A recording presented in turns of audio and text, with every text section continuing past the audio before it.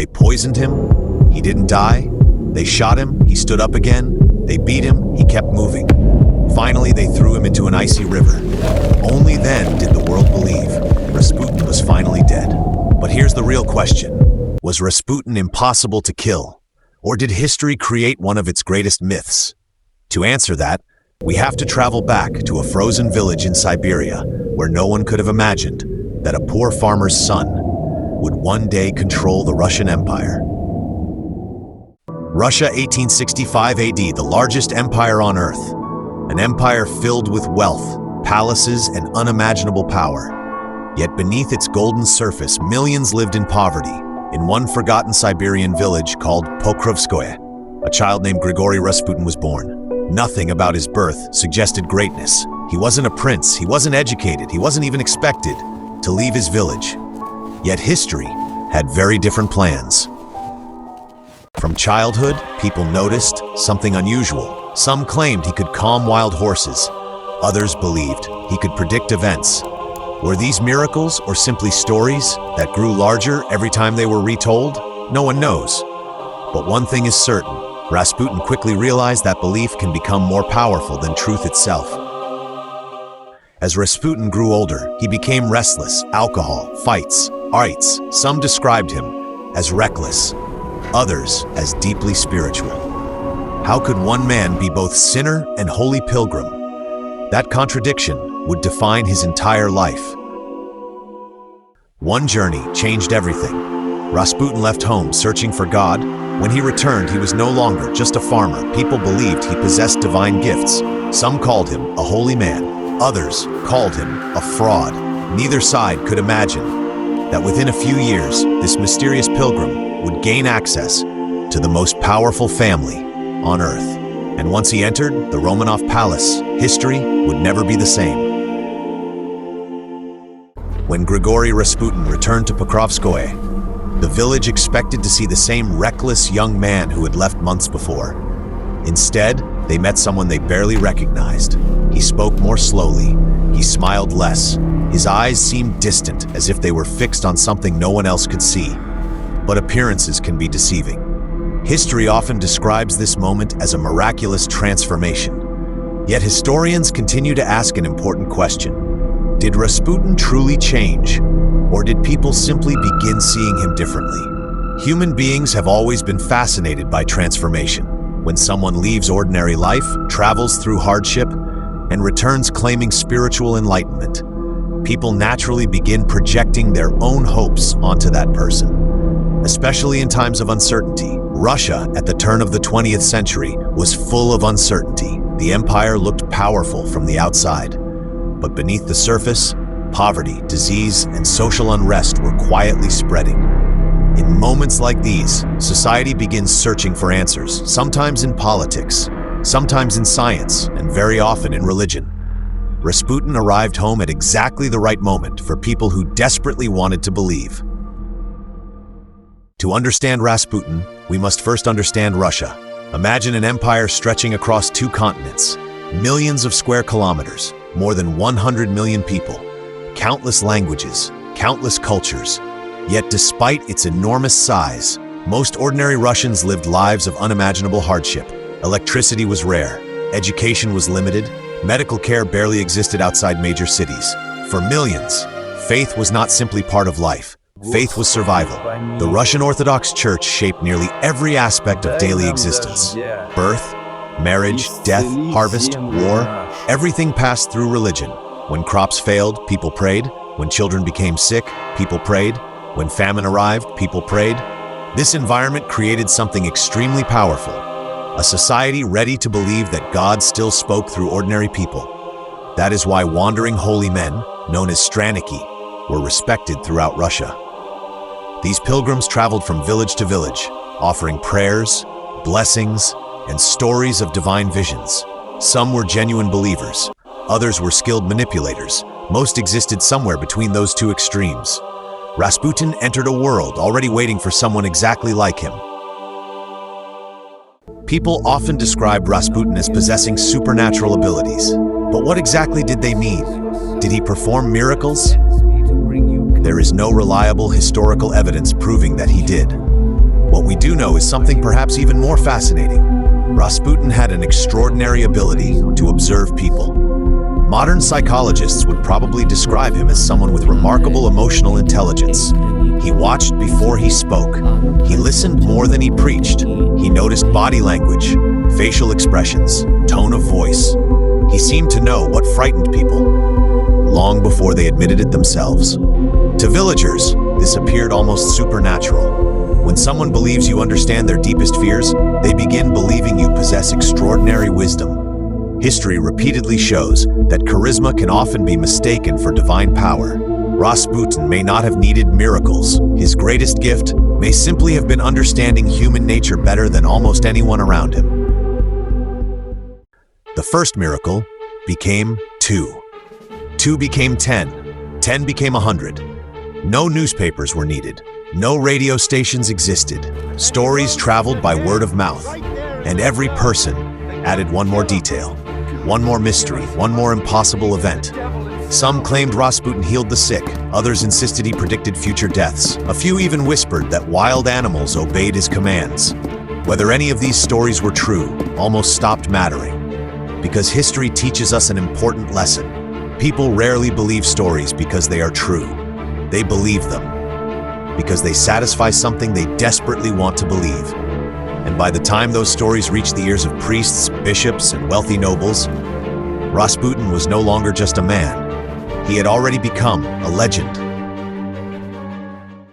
As Rasputin's reputation spread, another story began following him. A story that historians still argue about today. It claimed that Rasputin had become involved with a secret religious sect known as the Klisti. The Klisti were one of Imperial Russia's most mysterious religious movements. They rejected the authority of the official Orthodox Church. Instead, they believed that every human being could experience God's presence directly, through prayer, through suffering, and according to many reports, through extreme spiritual rituals. Their meetings were said to take place late at night, hidden from public view. Candles, songs, ecstatic dancing. Some witnesses even claimed that these rituals became increasingly intense until participants entered what they believed was a divine trance. Then came the most shocking accusation. Enemies of the Klisti claimed that after reaching spiritual ecstasy, members deliberately broke every religious rule, believing that true repentance could only exist after committing sin.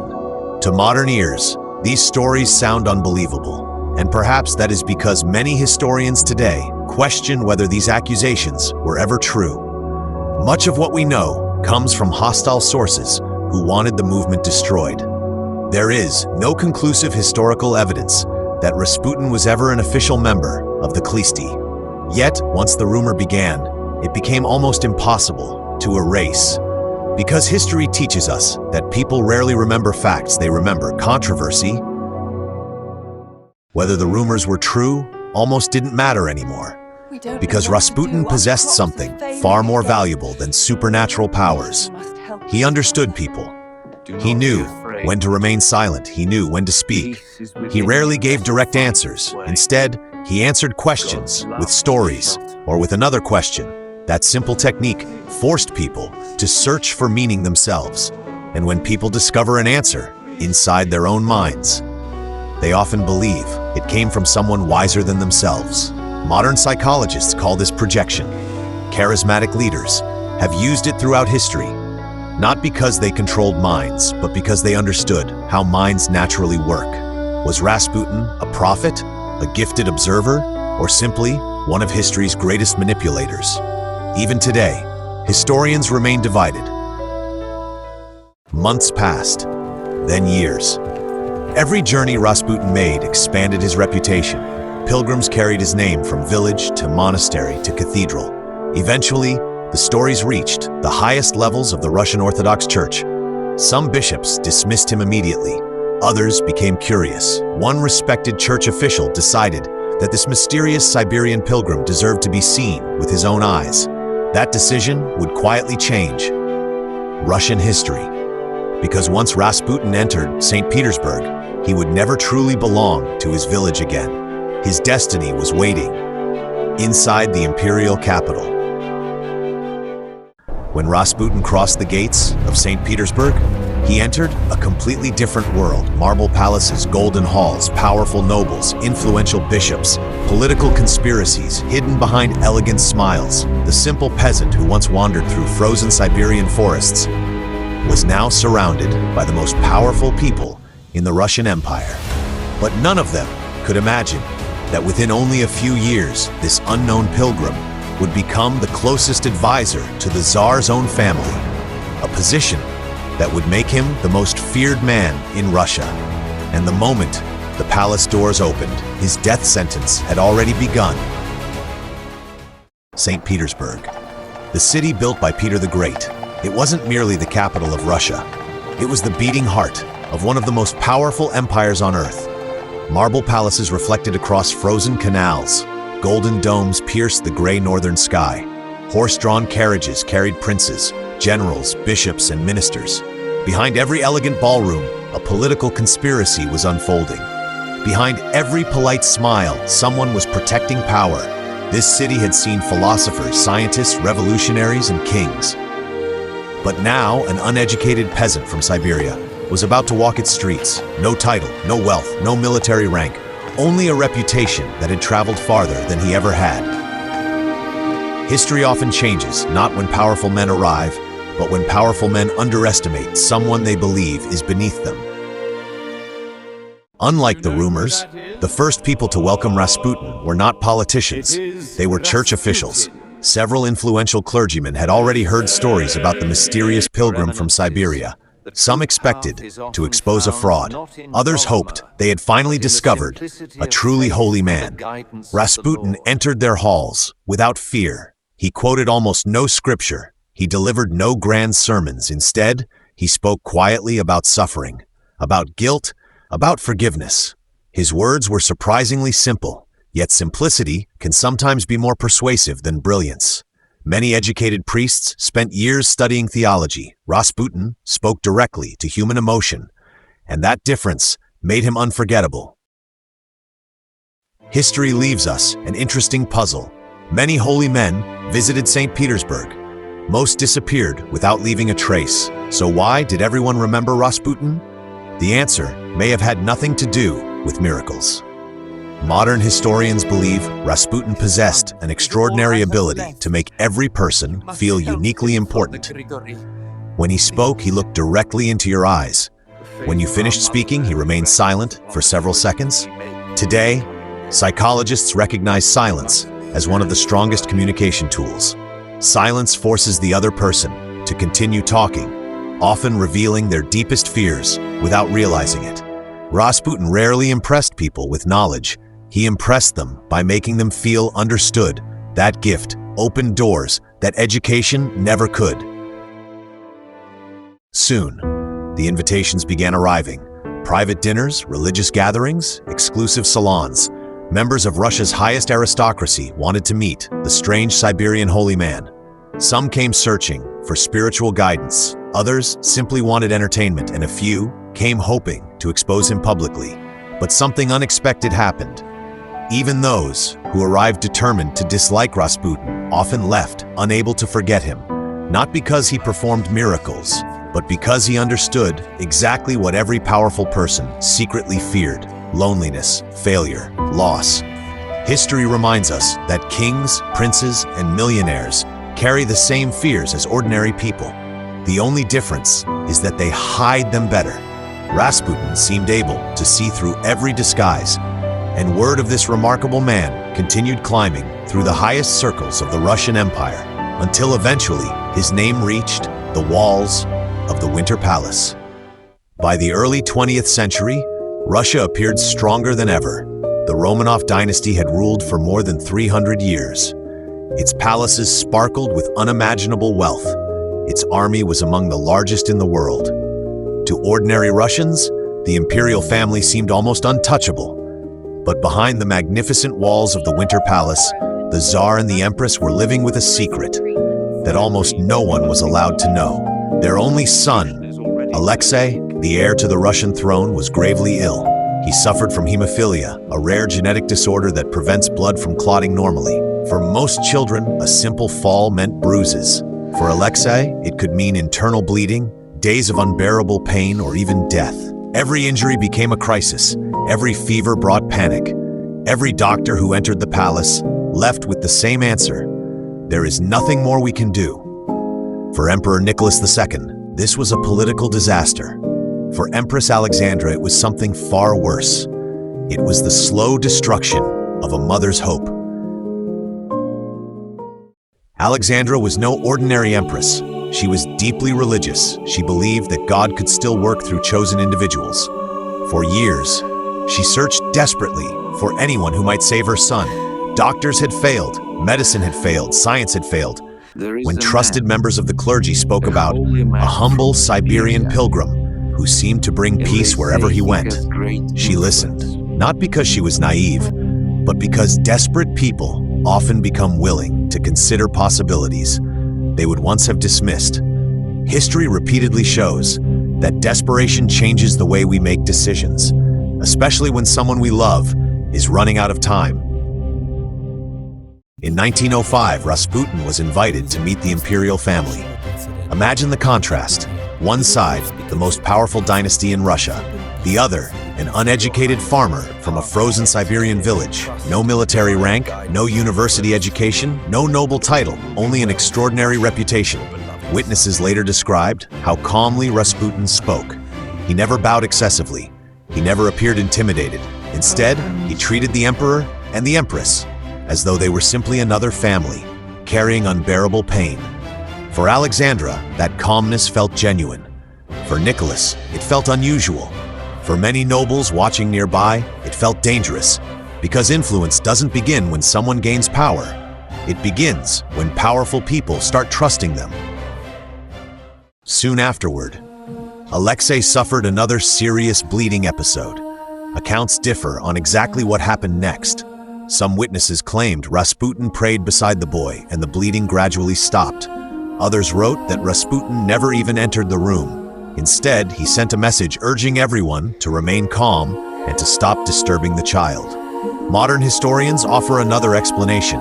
At the time, doctors often treated pain using aspirin. What they didn't yet understand was that aspirin reduces blood clotting, making bleeding even worse.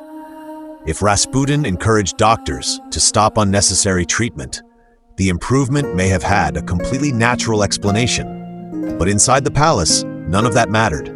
The only thing Alexandra saw was that her son had survived, once again. And from that day forward, her faith in Rasputin became almost unbreakable. Whether by miracle, psychology, or coincidence, history had just changed forever. From this moment on, Rasputin was no longer a wandering pilgrim. He became the Empress's most trusted advisor. Ministers feared him, generals questioned him, the church became divided, and across Russia, a dangerous rumor began to spread.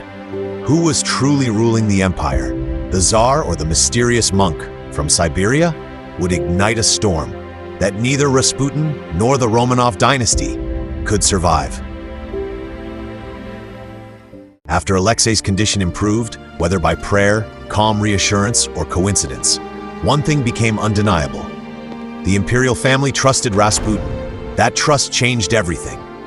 At first, he was invited only occasionally. A quiet conversation, a family dinner, a private prayer. But those invitations became more frequent. Soon, guards at the palace recognized him. Servants no longer questioned his arrival. Doors that remained closed to powerful ministers opened effortlessly for an uneducated peasant from Siberia. To the outside world, nothing seemed unusual. But inside the palace, a silent shift in power had already begun. History is rarely changed overnight. It changes, one conversation, one decision, one relationship at a time. And Rasputin was becoming part of the Romanovs' daily lives. No one believed in Rasputin more than Empress Alexandra. To many historians, this relationship is the key to understanding everything that followed. Alexandra wasn't weak, she wasn't foolish, she was exhausted. Every mother fears losing her child, but Alexandra carried another burden. If Alexei died, the future of the Romanov dynasty could collapse. Each time Rasputin calmed the young prince, her confidence in him grew stronger. Soon, she no longer saw him as a wandering holy man. She saw him as God's answer to her family's prayers. That belief would eventually outweigh the advice of doctors, ministers, and even members of her own family. Palaces have one thing in common. They are built with thick walls. But rumors always find a way through them. Servants whispered, officers exchanged stories, members of the nobility began asking the same question. Why was this man always here? Some claimed he was advising the Empress, others insisted he was influencing government decisions. The truth was more complicated. There is little historical evidence that Rasputin directly controlled state policy during these early years. But perception can become more powerful than reality. Once people believe someone holds secret influence, every decision is blamed on them. The more Alexandra trusted Rasputin, the more others feared him. Senior ministers believed he was becoming too influential. Members of the Orthodox Church questioned his teachings. Powerful aristocrats considered him an embarrassment. How could an empire built on noble blood allow a Siberian peasant to stand beside its rulers? Jealousy became suspicion. Suspicion became hatred, and hatred slowly transformed into conspiracy. Without realizing it, Rasputin had entered a battle he could never win, not because his enemies were stronger, but because they were everywhere. By the time Russia entered a new decade, Rasputin was no longer simply a religious pilgrim. To believers, he was a saint. To skeptics, a fraud. To politicians, a dangerous problem. And to the imperial family, he had become indispensable. The stage was finally set. Soon, war would shake Europe.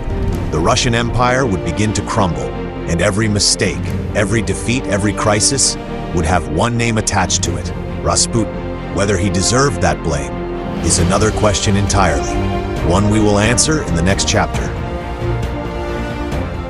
In the summer of 1914, Europe exploded.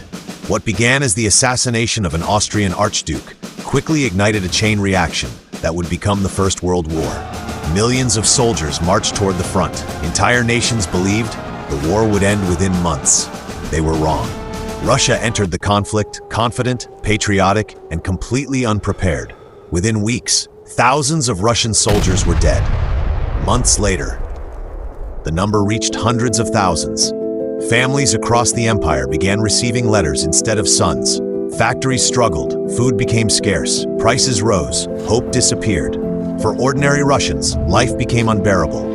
And whenever an empire begins to collapse, people search for someone to blame. Soon, many believed they had found that person. His name was Rasputin.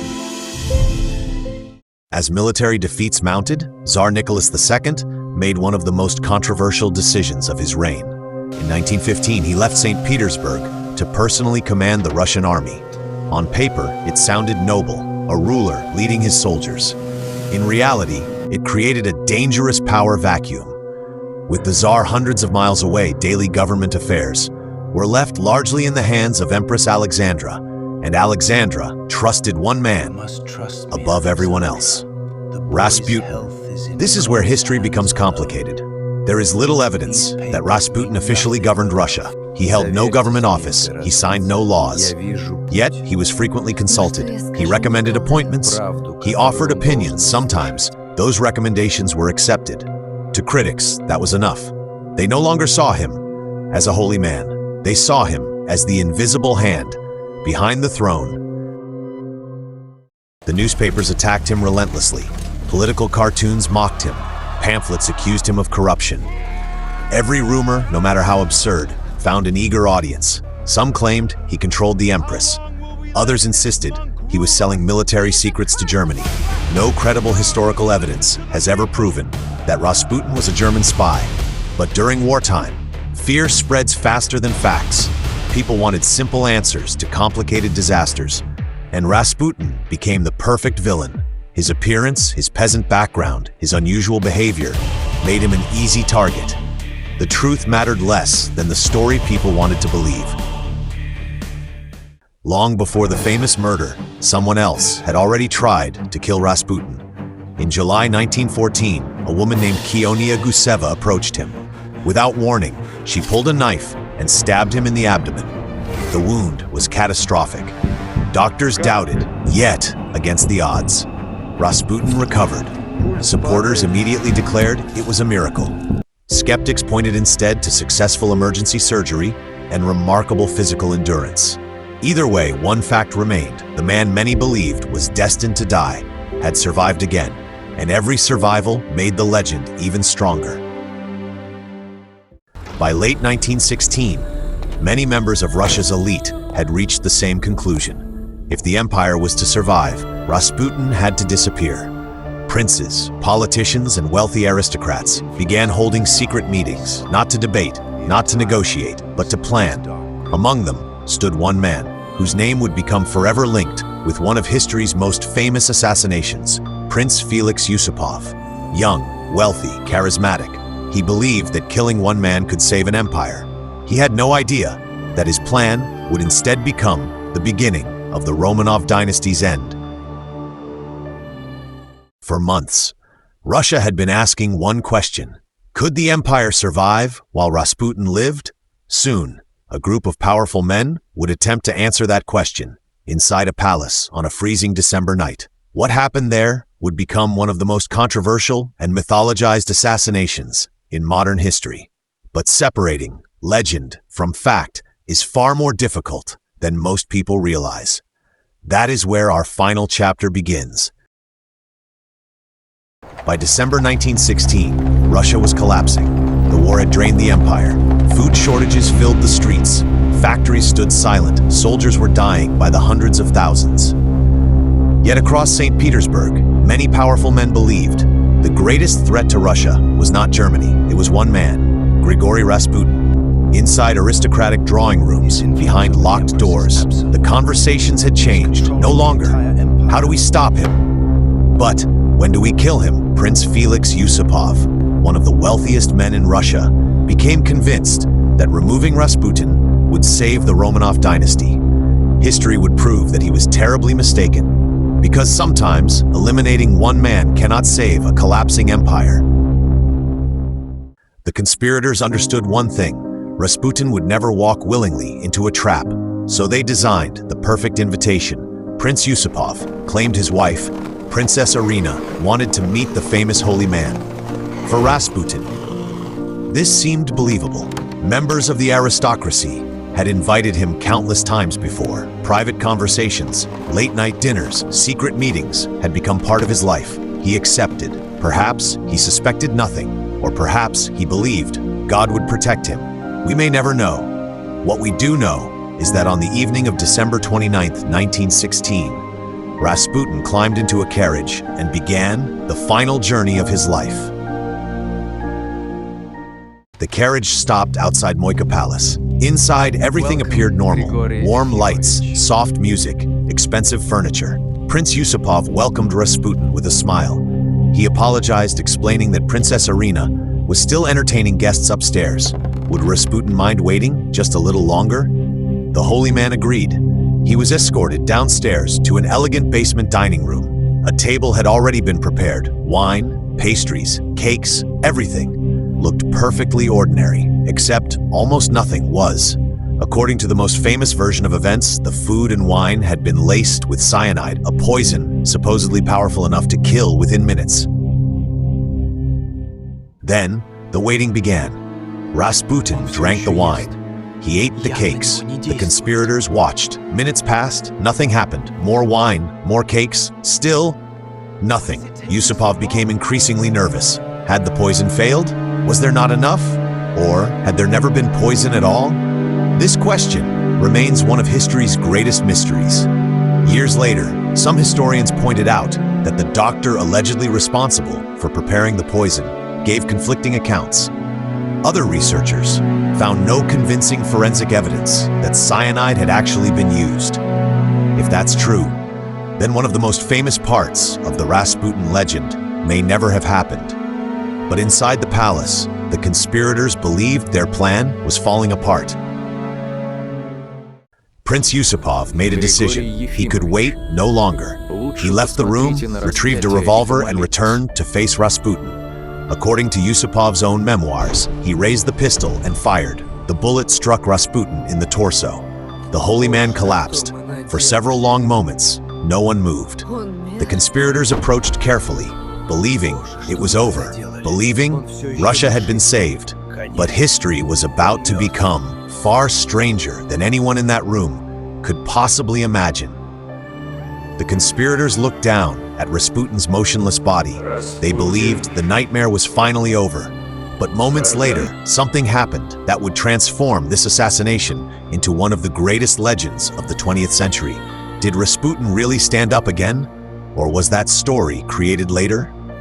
In the final chapter, we separate the legend from the historical evidence and reveal what truly happened on the last night of Grigori Rasputin. For more than a century, millions of people have heard the same story. Rasputin was poisoned, but he refused to die. He was shot, yet he stood up again. He escaped into the snow. He was shot again, beaten, bound, thrown into an icy river, and only then did death finally claim him. It is one of history's most famous stories. Movies repeated it, books celebrated it, television transformed it into legend. But history is rarely as simple as legend, because almost everything people believe about Rasputin's final night comes from one source: Prince Felix Yusupov himself, the very man who helped organize the assassination. And like many memoirs written years later, his account has been questioned by historians. Modern historians have spent decades examining the evidence. The official autopsy described gunshot wounds as the primary cause of death. Contrary to popular belief, there was no conclusive forensic evidence that Rasputin drowned, nor was poison confirmed as the cause. Some details, described in later memoirs, simply cannot be verified. Others appear to have changed over time. Why? Perhaps memories faded. Perhaps dramatic storytelling made the tale more compelling. Or perhaps the conspirators wanted history to remember them as heroes who defeated an unstoppable monster. Reality, however, is often less dramatic than mythology. The conspirators believed they had saved Russia, but history had already chosen a different path. Only weeks after Rasputin's death, public anger intensified. Food shortages worsened, military defeats continued, workers marched through the streets, soldiers refused orders. Then, in 1917, Tsar Nicholas II abdicated. 300 years of Romanov rule came to an end. Ironically, the man blamed for destroying the empire was already gone. His death changed almost nothing. The forces tearing Russia apart were far larger than any single individual. One final mystery refuses to disappear. Shortly before his death, a letter attributed to Rasputin claimed that if he were killed by members of the Russian nobility, the imperial family would not survive for more than 2 years. Whether every word was truly written by Rasputin remains debated, but one fact cannot be ignored. Less than 2 years later, Nicholas II, Alexandra, their children, and the Romanov dynasty were gone. To some, it was prophecy. To others, it was coincidence. History still has no final answer. So, who was Rasputin? A holy man? A gifted healer? A master manipulator? A political scapegoat? Perhaps he was a little of all four. His enemies turned him into a monster. His followers turned him into a saint. Popular culture turned him into a legend. But history asks a different question. Not who was Rasputin, but why did millions of people need him to be either a hero or a villain? Because the greatest myths are never built only from facts. They are built from fear, hope, politics, and human imagination. More than 100 years later, the name Rasputin still refuses to disappear, not because history remembered him, but because legend never let him die. History rarely gives us perfect heroes or perfect villains. Instead, it leaves us with people, complicated, flawed, and unforgettable. Perhaps that is why, more than a century later, we are still asking the same question. Who was Grigori Rasputin? And perhaps we will never truly know.